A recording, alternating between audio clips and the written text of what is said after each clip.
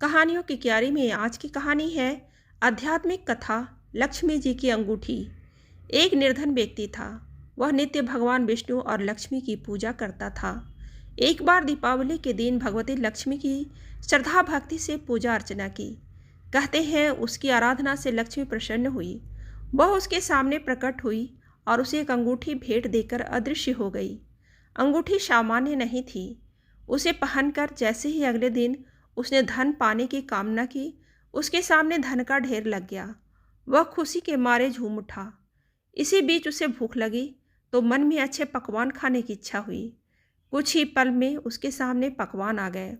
अंगूठी का चमत्कार मालूम पड़ते ही उसने अपने लिए आलीशान बंगला, नौकर चाकर आदि तमाम सुविधाएं प्राप्त कर लीं। वह भगवती लक्ष्मी की कृपा से प्राप्त उस अंगूठी के कारण सुख से रहने लगा। अब उसे किसी प्रकार का कोई दुख नहीं था। नगर में उसका बहुत नाम हो गया। एक दिन उस नगर में जोरदार तूफान के साथ बारिश होने लगी। कई निर्धन लोगों के मकानों के छप्पर उड़ गए। लोग इधर उधर भागने लगे। एक बुढ़िया उसके बंगले में आ गई। उसे देखकर वह व्यक्ति गरज कर बोला, "ऐ बुढ़िया, कहाँ चली आ रही है बिना पूछे?" बुढ़िया ने कहा, "कुछ देर के लिए तुम्हारे यहाँ रहना चाहती हूँ।" लेकिन उसने उसे बुरी तरह डांट डपट दिया। उस बुढ़िया ने कहा, "मेरा कोई आसरा नहीं है।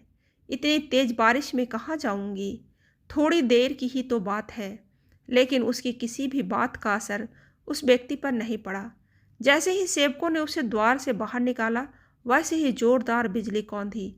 देखते ही देखते उस व्यक्ति का मकान जलकर खाक हो गया।